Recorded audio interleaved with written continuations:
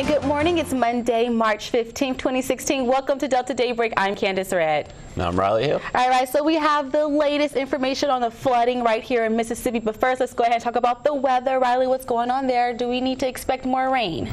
No, not today. Actually going to be a very warm day today. Good. And actually could be setting some record high temperatures out there. And we're starting off fairly warm. Our temperatures are already into the 60s right now, and so they were not able to drop as much as we were thinking. We kept a fairly steady south wind that kept everything fairly mixed up and on the warmer side. Gauge out at Monticello not working right now, but should be into the lower 60s like everyone else. But here's what we can expect for today: mid 80s across the region, and possibly could be setting a couple record high temperatures, especially out in Greenwood, as they have the potential to tie their record, but possibly could get over. It all depends on how much cloud cover we see today. I'm thinking we should stay mostly sunny, but if we get a few more clouds than what we're thinking, we probably won't hit those mid 80s. But storm surveyors did go out from that severe weather on Sunday. 2 confirmed tornadoes, 1 in Chico, 1 in Bolivar County.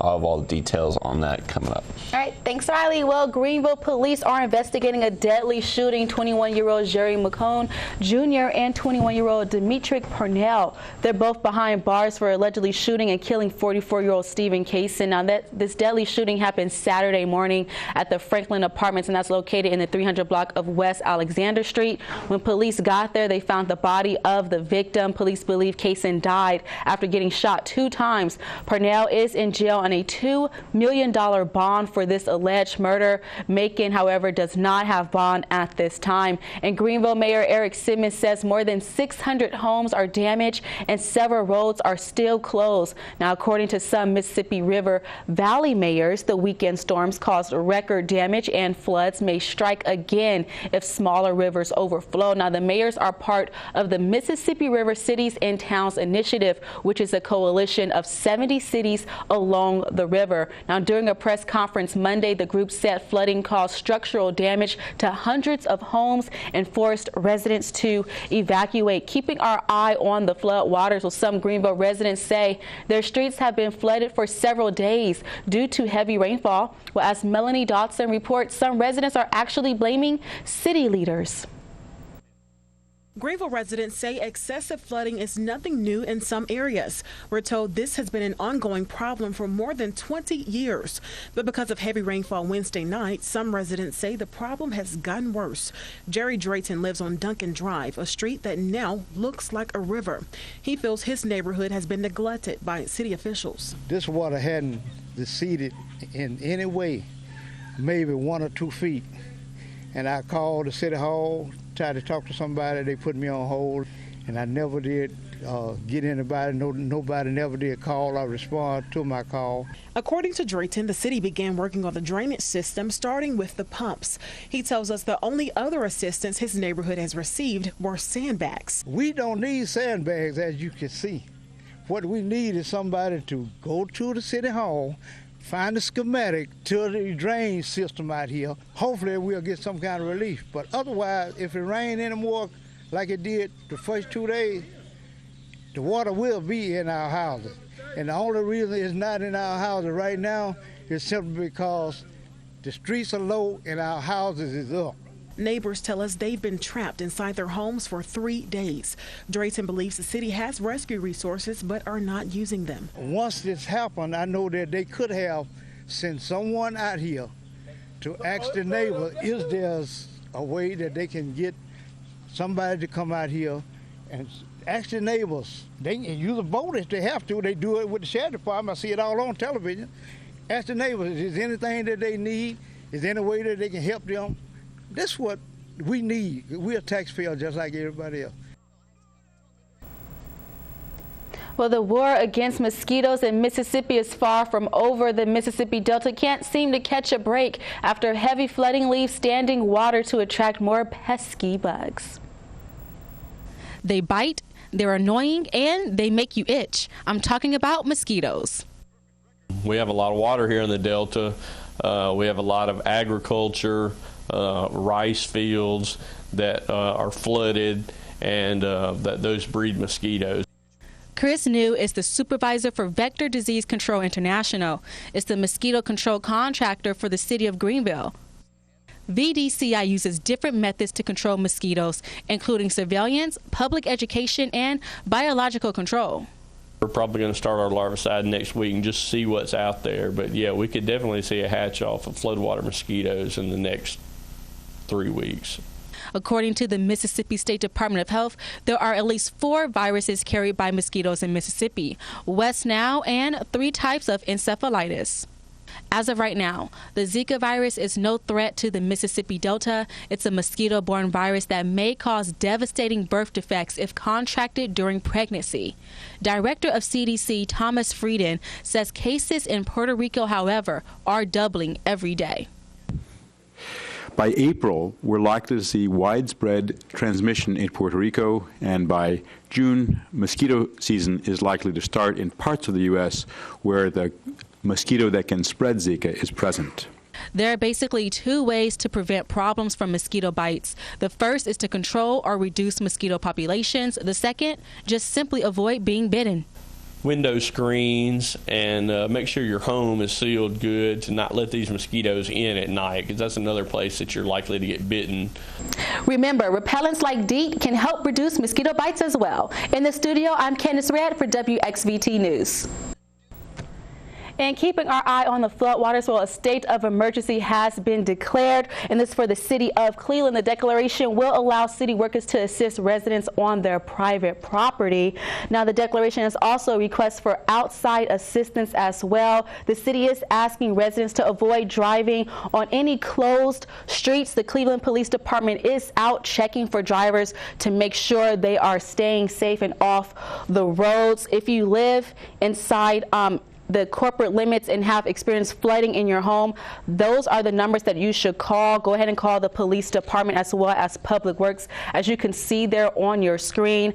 Jumping back into Washington County now, the Office of Emergency Management is issuing instructions for debris removal. So debris that's on private property cannot be picked up. You should place all of the debris at the edge of the road, right of way, and be sure to not put the debris on the road. That is coming strictly from the Washington County Office of Emergency Management as well. If you have any other information or need help, just go ahead and call that number shown there on your screen. And more numbers to go ahead and share with you. The Washington County is providing numbers for those who are in need of any type of help. That includes sandbags as well. Those are all the numbers shown there on your screen for the Greenville residents. There's also the action line as well as other Washington County residents numbers for you. And volunteers are actually needed right here in Washington County. So if you want to help, there's actually no need for you to have any particular skills when it comes to cleaning up, just people who want to contribute their time and effort. Many areas, as we all know, this will be right here in Greenville, Leland, and the surrounding communities that are affected. Go ahead and take a listen to Tammy Reed. We have a lot of work coming in the days ahead. We have a ton of cleanup that's going to have to be done, and we cannot do it without volunteers. Well, if you're interested in signing up, just go ahead and call the number shown there on your screen. We have 662-335-1945 as well as 662-332-3533. It's time now for your Today in History. So on March 15th, this is back in 1965, we have President Lyndon Johnson. He calls for equal voting rights. Well, he addressed a joint session of Congress to urge the passage of legislation guaranteeing voting rights for all. Now, Johnson used the phrase, "we shall overcome." As we all know, it was borrowed from African-American leaders struggling for equal rights. Johnson also declared that every American citizen must have an equal right to vote. Johnson reminded the nation that the 15th Amendment gave all citizens the right to vote regardless of race or color. Riley, I would like to think that that's a good Today in History, especially considering the race for the White House, making sure people get out there, actually vote, right? Let their voices get heard. Definitely, for sure. I didn't realize it wasn't until 1965 that was passed. Interesting, right? Not that long ago. Yeah, not that long ago at all. That's why you should go out there and vote. Make sure your voices are heard. Let's go ahead and jump into this morning's Delta Chat question. It's a good one for you. So, is drug addiction a health or criminal problem? I think this is a very interesting question here. I know from just watching the news, reading reports, a lot of people are getting locked up. They're behind bars because of drug addiction issues or drug abuse. Some people say, you know, why are we locking them up? They actually need to be going into rehab. Right. Others say, don't send them to rehab, send them to jail, lock them up. So it's interesting. I really want to hear your thoughts on what you all have to say. Go ahead and leave a message on our Facebook page. Your comment, as always, will be read live on air. Thanks for participating, Riley. What's your comment here? I mean, I think it's a mental health issue. I think with I think it was the Reagan administration, they started the war on drugs. I saw that on Netflix. Which basically just led to the mass incarceration of poor people, minorities, and it's just, it didn't lead to good things. And I think it's definitely a mental health issue. It's not really a criminal activity. I don't know. It's people just trying to self-medicate themselves. They shouldn't be locked up for that. Yeah, you know what? I think I think it is a health problem. And if they are getting locked up, I mean, if you are behind bars, do you receive some type of help? I don't think so, right? No, not at all. So, no. Yeah. All right. Well, we're interested in hearing your comments. Let us know what you think, what you have to say, health or criminal issue. Riley, what's going on with the weather? It's going to be very warm out there today, and we should stay mostly sunny for most of our Tuesday. But temperatures will be into the mid-80s, so that will be flirting with a few record highs out there across the area. That is thanks to a very persistent south-southwesterly wind that will be blowing about 10 to 20 miles an hour today. So it is going to be a fairly windy day out there, but it will be warm for us, which is good. We did have a couple viewer photos. This one sent in by Cindy Potter. I think I missed this one yesterday, but this was from the storms on Sunday, I believe. Thank you for that picture, Cindy, out of Hollandale. And then this one sent in by Lamar Ashmore out of Money. This is another shot of those storm clouds from over the weekend as well. And then another gorgeous sunset coming out of Arcola. This one sent in by Mike Brown. Appreciate all those pictures this morning. And if y'all have your photos you'd like to send in, you can just go to our Facebook page or Twitter account.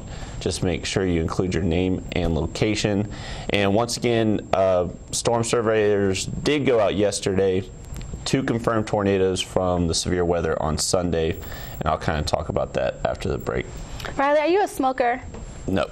Good for you. Yeah. Wow. There's a lot of smokers out there. I remember when I came here to Greenville, they were smoking all over the place. Yeah, you smoke would get in my hair, on my clothes, still all the smoking nicotine. Like bars and stuff here. It's crazy. That's interesting, right? I feel like I'm in Vegas, but without the strip. I'm just asking because coming up for our health news story, we have a new study that looks at the best way to quit smoking. I wonder what it is. There's so many different ways. They have the gum, the nicotine patch. Yep. Give me my patch and you just stick it on your arm. And then people thinking vaping is a good alternative. With E6 too, right? That's so interesting. Well, we'll see what the new study has to say. Do stay with us, especially if you're a smoker.